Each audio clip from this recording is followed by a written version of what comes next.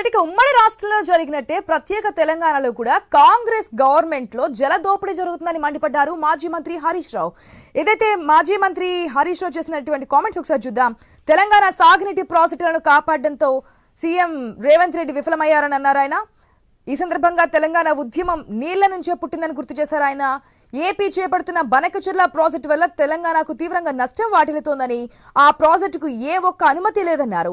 200 టీఎంసీల గోదావరి జలాలను తరలించుకుపోయే కుట్ర జరుగుతుందన్నారు మాజీ మంత్రి. నీతి ఆయోగ్ సమావేశానికి హాజరైన సీఎం రేవంత్ రెడ్డి ఏపీ ప్రాజెక్టులపై ఎందుకు మాట్లాడలేదని ప్రశ్నించారు.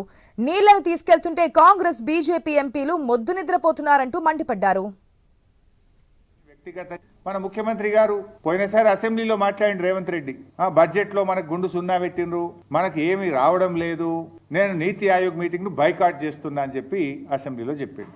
నీ మెట్రో రైలుకి ఇంతవరకు అనుమతి వచ్చింది లేదు, నువ్వు ఆ రోజు బడ్జెట్ లో అయితే గుండు సున్నా, నువ్వే నీతి ఆయోగ్ మీటింగ్ బహిష్కరిస్తా అన్నాడు. మరి నిన్న నేను పొద్దుగాలని అందరికంటే ముందు పోయి కూర్చున్నాడు. నేను నీతి ఆయోగ్ మీటింగ్ లా అందరికంటే ముందు పోయి రేవంత్ రెడ్డి రాత్రే పోయిండు, పొద్దుగాల ఫస్ట్ కూర్చున్నాడు. మంచి రాముడు మంచి బాలు లెక్క కూర్చున్నాడు. నేను అనుకున్నా దీని గురించి మాట్లాడతాడేమో, ఈ గోదావరి బంకచెర్ల ప్రాజెక్టు గట్టిగా ఎదిరించడానికే పోయిండేమో, నిలదీయడానికే పోయిండేమో ప్రధానమంత్రిని అని నేను అనుకున్నా.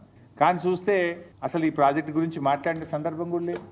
ప్రధానమంత్రిని వ్యక్తిగతంగా కలిసి కూడా ప్రెస్ నోట్ రిలీజ్ చేస్తే దీని మీద మాట్లాడిన పరిస్థితి లేదు. మన ముఖ్యమంత్రి గారు పోయినసారి తెలంగాణలో ప్రాజెక్టులు నిర్మిస్తే ఏపీ ప్రభుత్వాలు అనేక సార్లు అడ్డుపడ్డాయని తెలిపారు హరీష్ రావు. కోర్టులు, ట్రిబ్యునల్స్ లో అనేక కేసులు వేశాయని చెప్పారు. ఆనాడు కాళేశ్వరం ప్రాజెక్టు కడితే కేంద్రానికి లేఖలు రాశారంటూ గుర్తు చేశారు. తెలంగాణకు ఇంత అన్యాయం జరుగుతుంటే కిషన్ రెడ్డి, బండి సంజయ్ ఏం చేస్తున్నారని ప్రశ్నించారు హరీష్ రావు.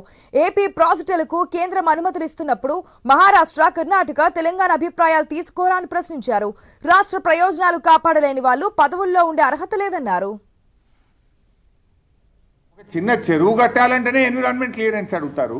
ఒక చిన్న ప్రాజెక్టు కట్టాలంటేనే మీకు వాల్తా చట్టము, ఈ చట్టము, ఆ చట్టము, రకరకాల అనుమతులు అడుగుతారు.